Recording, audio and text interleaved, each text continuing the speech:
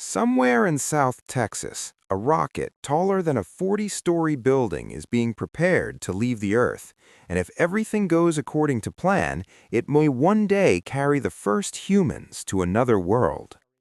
On April 3, 2025, Elon Musk made an announcement that sent ripples through the global space community. The next version of SpaceX's Starship, the most powerful launch vehicle ever built, is now officially targeting its maiden flight in May 2026. But this isn't just another test. This is Starship V3, and what it represents is something far larger than a single rocket launch. To understand why this moment matters, we have to take a step back, not just a few years, but a few decades. Because the story of getting here is one of the most relentless, costly, and quietly extraordinary engineering journeys in modern history. For most of the past century, humanity moved cargo to orbit the same way we always had, in relatively small capsules perched atop expendable rockets that burned up or fell into the ocean after a single use. Imagine buying a commercial airplane, flying it once, and then throwing it away. That's how space travel worked. Every launch was a financial event, every mission a calculated gamble. SpaceX changed that equation, first with the Falcon 9, a rocket that learned to land itself back on Earth, upright, after delivering its payload to orbit. It seemed impossible, until it wasn't. Then came Starship, a different category of machine entirely, not just reusable, fully and rapidly reusable, designed to be refueled and relaunched like a passenger jet. But Starship V1 and V2 were stepping stones. They proved the concept, they survived the atmosphere, they taught engineers what fire and physics demand at this scale. Now, with V3, the design takes a significant leap forward. The new configuration is taller. The booster, the massive lower stage called Super Heavy, has grown. So has the upper stage, the actual spacecraft itself. But height is just the beginning. What matters most is what that extra size enables: significantly more propellant. More fuel means more energy. More energy means more mass delivered to orbit. The target with Starship V3 is a payload capacity approaching 200 metric tons in a fully reusable configuration. To put that in perspective, the Saturn V rocket that carried Apollo astronauts to the moon could lift roughly 130 metric tons to low Earth orbit, and that was considered the pinnacle of human engineering for half a century. Starship V3, when operational, could surpass that by more than 50%, repeatedly, with the same vehicle. Powering this new configuration are the Raptor 3 engines, SpaceX's latest generation of methalox engines, burning liquid methane and liquid oxygen. These engines are not just more powerful than their predecessors, they are simpler, fewer parts, cleaner design.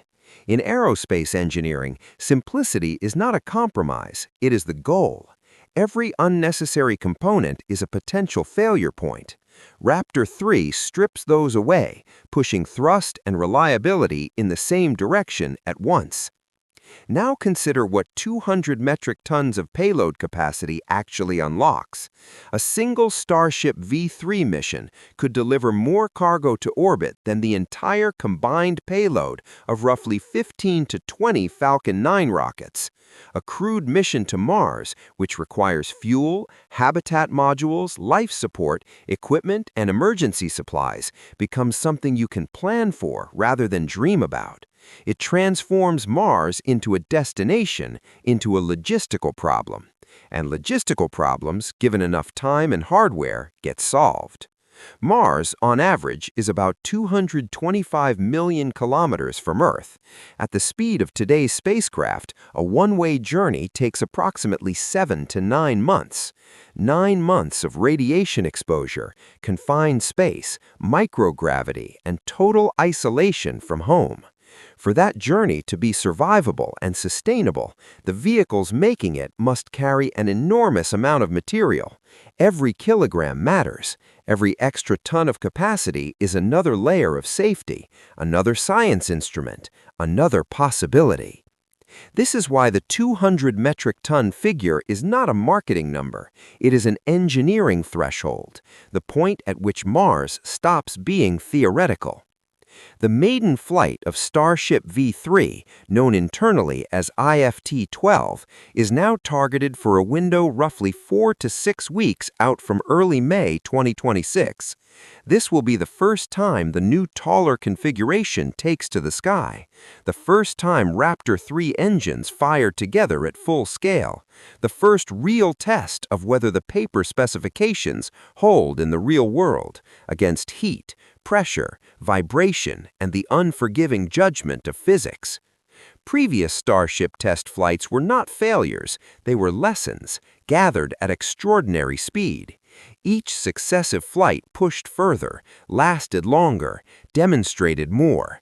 The fact that SpaceX is now targeting an operational configuration rather than another prototype is a signal that the learning curve has been climbed. Not perfectly, nothing in rocketry ever is, but far enough. There's a certain kind of weight that comes with watching a rocket launch. It isn't just the sound, though that is unlike anything else on Earth. It is the knowledge that what you are seeing represents the accumulated work of thousands of human beings across years, built on the shoulders of everyone who came before them. Every mission to orbit carries that history, but Starship V3 carries something more. It carries a destination. Somewhere in the not-too-distant future, perhaps a decade from now, perhaps less, human beings may stand on the surface of Mars and look up at a sky that is a faint dusty red.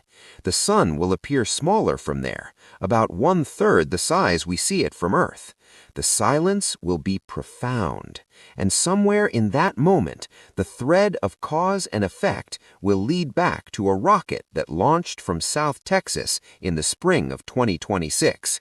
We are still at the beginning, but the beginning, it turns out, is exactly where everything starts.